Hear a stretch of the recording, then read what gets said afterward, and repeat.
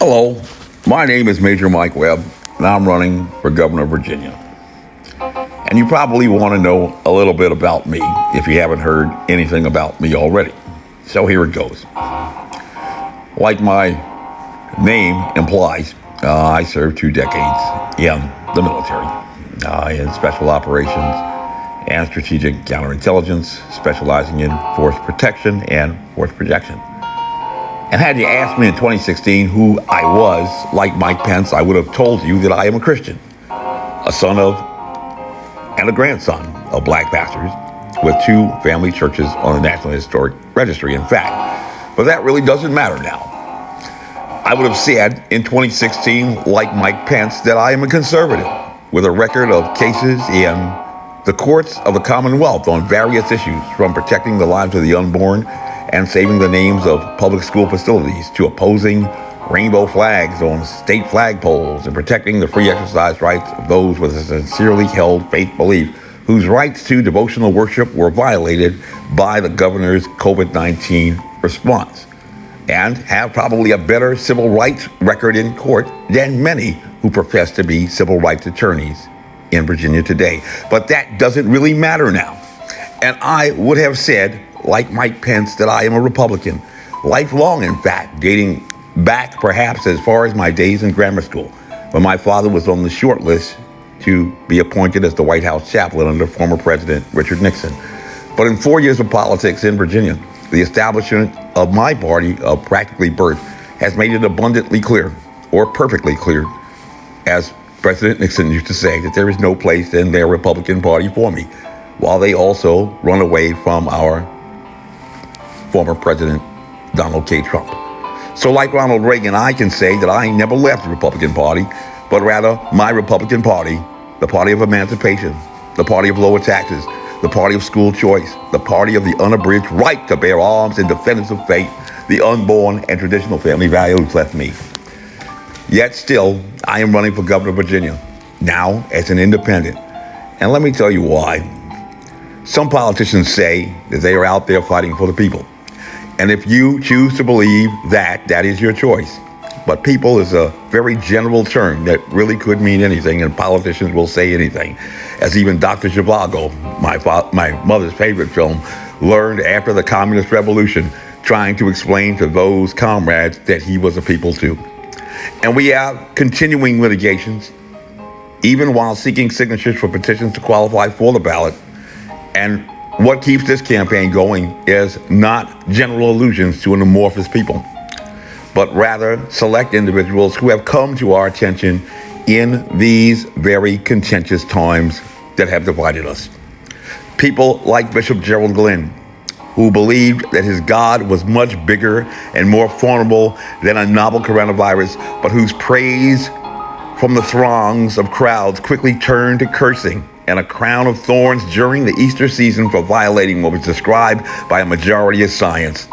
even if lacking any resemblance and formation to a scientific method that I ever knew, that had long before and since determined that a less than 5% infectious pathogen, as validated by every credible large sample size trace of contact study, can only be deployed as a biological weapon of terror. And while I cannot tell you that as an expert scientist, I can assure you that fact as the former operations officer for All Army Strategic Counterintelligence in the continental United States, who served a critical staff role as just a butter bar lieutenant during the formation of the intelligence organization that was supposed to have alerted the former president last November, according to ABC News, in a report that appeared for only a brief moment last April while our cases were winding through the courts. But since then, like the named defendants in those cases, they have voluntarily elected to remain silent. Some politicians say that they are fighting for the people. But in this campaign, we continue to fight for individual people like Ashley Bobbitt, the woman in a cape who was hoisted to a window in the Speaker's lobby at the Capitol during the fatefully tragic event that unfolded on January 6th, that became the primary focus of leaders in Washington during a pandemic that has claimed the lives of over 500,000 Americans, in a speedy trial about which only now an investigation has begun.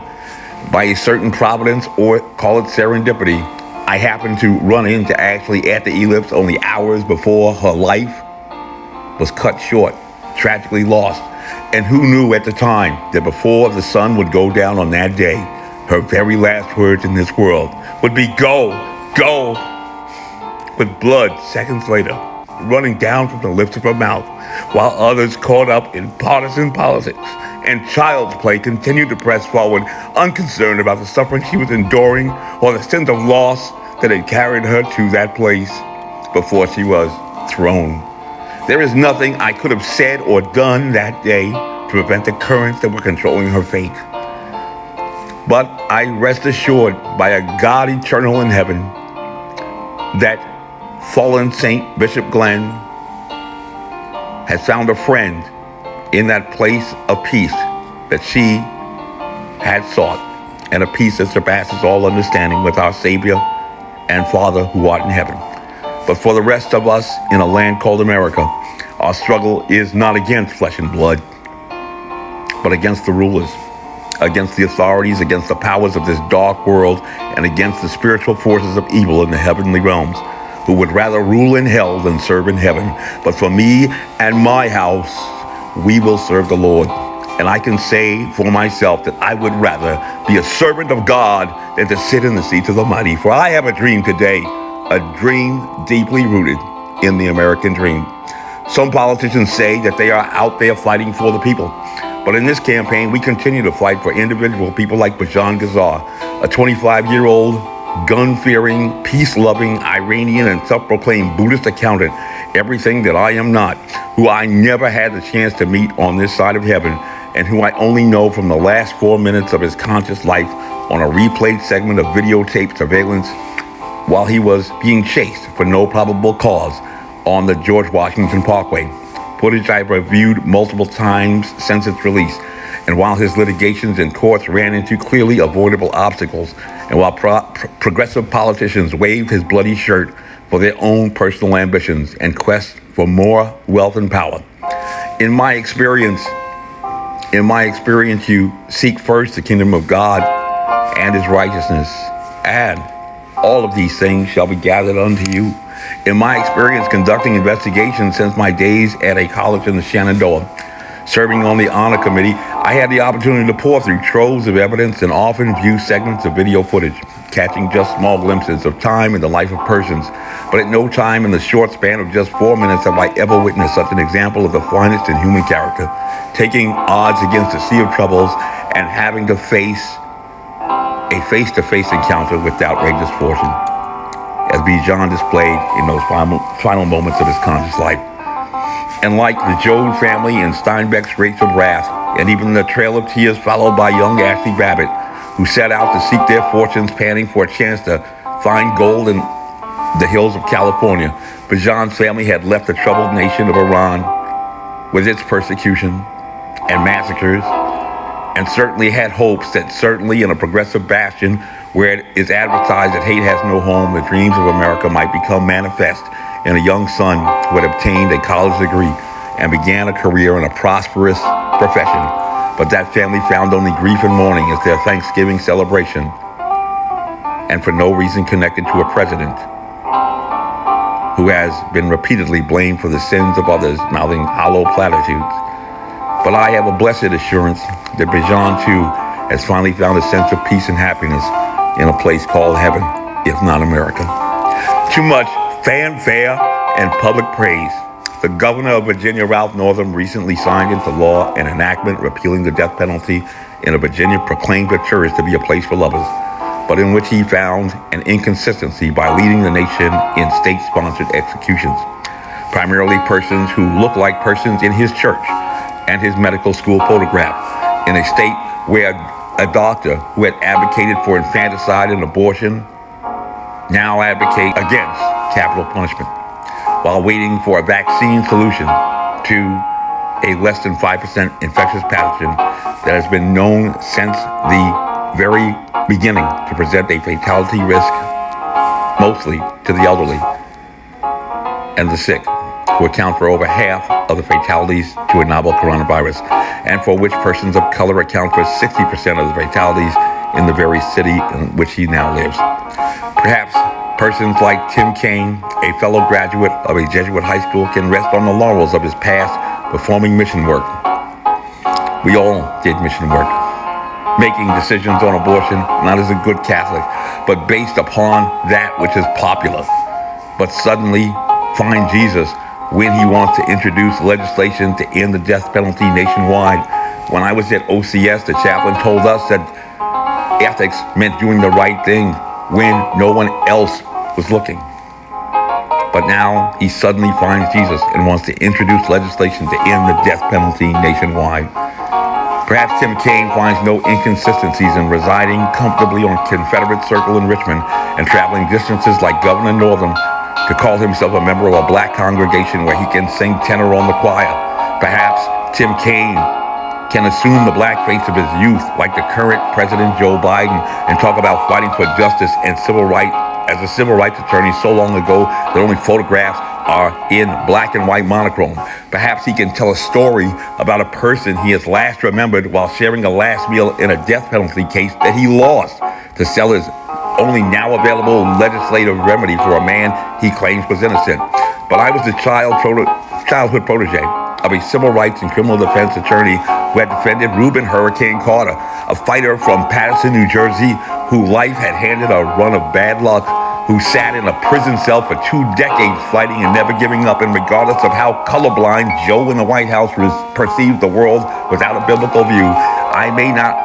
be really black to him, but the official birth record and in the courts of New Jersey can attest that in this world, I have the chance to do at least 2 things, like the actor Morgan Freeman said in the movie, be black and die. And like my franchise martyr and preacher grandfather used to say in the 12 years in which he lived a slave to an invalid condition for exercising his right to vote, my God ain't dead yet and neither am I. And of official record that no man can deny, I am not ashamed of the gospel of Jesus Christ. Some politicians say they are fighting for the people. But in this campaign, we continue to fight for individual people like a darling little angel I met back in high school while teaching daily vacation Bible school, who cared enough about her teachers that she decided that she wanted to make my job easier and brighten my day by telling me a joke, and absolutely certain in her own little childish mind that she could find a joke that I had never heard before. We are continuing on in the campaign trail and in the courts for people like a young Ranger trainee I met years ago and with whom I remain friends, also from New Jersey, who had been a volunteer fireman and a paramedic who in the middle of the Ranger indoctrination program decided that I could use some old-time religion and rented a car and took me from Fort Benning, Georgia, all the way to Americus, Georgia, to meet his former pastor, Pastor Jenny, who had become the new pastor in the church there. And oh, what a great day that was. We are continuing on the campaign trail and in the courts for people like a wonderful Christian couple from Texas who I met on their first CPAC experience, who just happened to be sitting next to me at a session sent by God and began an enduring Christian fellowship that has found them continuing to be champions for Christ, even in a pandemic in the Lone Star State of Texas, keeping the faith with a God bigger than a dreaded coronavirus. And we are continuing on in the campaign trail and in the courts and not giving up, giving in, or holding back for people like a darling little angel who I met in my first campaign for U.S. Congress, a young lady with great hopes to serve her country as one of the few in the proud of the Marines, who had learned at the MEP station that her hopes for a military career were over because their medical examination had revealed that she would be legally blind before the end of that year, her first year after graduation from high school. We are continuing on and not giving up, giving in, or holding back for people like that darling little angel who, though not even yet having graduated from high school, decided that she was not going to give up, give in, or hold back, and rather, like an Army Ranger, improvise, adapt, and overcome, simply shifting her focus from her plan A to plan B, to be all that she could be, pursuing her goals in education, probably our best sure path together, even through a pandemic. And even if just from a determined male chauvinism, I have to fight on to the Ranger objective because I just can't let a little girl beat me. And there's nothing wrong with good competition between qualified people. Where I come from, we're scared of competition. Maybe there's a reason. No more than I can let a single strand of RNA, validated by every credible large sample size study to be less than 5% infectious, and by science, regardless of what our emotions might inform us, wholly incapable of being transmitted from person to person. And while no one can predict the future, we are certain of what the science of centuries past informs us about the present. And apparently the county of Arlington, which is ranked 14th in holders of graduate degrees, has more government scientists than any municipality in the nation. Ralph Northam, the nation's only physician serving as a state governor during an unprecedented pandemic, and his attorney Mark Herring, the state attorney general who has boasted of easily defending against at least 16 challenges to the COVID-19 response brought by law firms, agrees with that too, because they have chosen the peculiar defense strategy of seeking to evade the United States Marshal, rather than entering an appearance to grant us our constitutional right to a day in court to decide this matter on the merits, constituting one count each in felonious obstruction of justice, punishable by up to 20 years in prison, establishing a prima facie case for conspiracy to violate civil rights, another felony punishable by up to 10 years in prison, and establishing a pattern of racketeering activity under the RICO Act by commission of at least 2 predicate offenses in a period not exceeding 10 years. And as a person without either a law degree or a license, I have a better chance of winning the lottery than that occurring against those opponents at any other time. And so we can say that a certain providence informs me that I probably have no choice in this matter, but you do. My name is Major Mike Webb, retired Army Ranger and former operations officer for all Army strategic counterintelligence in the continental United States. And by God, I am running for governor of Virginia. For 2 decades, I served my nation in uniformed service under a solemn oath, so help me God, to support and defend the Constitution of the United States from all enemies, foreign and domestic, an oath to which I remain obligated until such time that I may choose to resign that commission. So I ask every Virginian and every American true to, like the motto of the infantry, follow me, and we shall overcome. Honest. And y'all come back now. Here.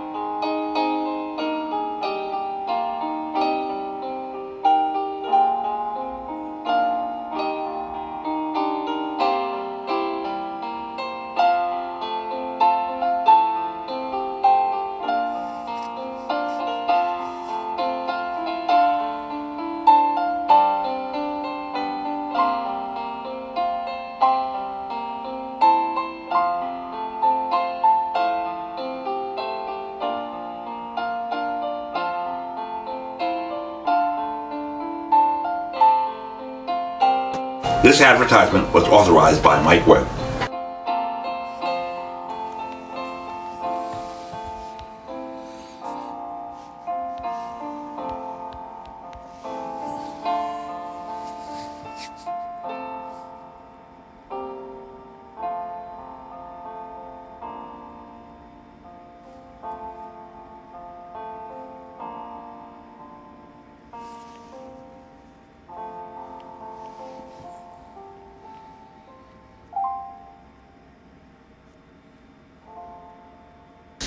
And y'all come back now. Him,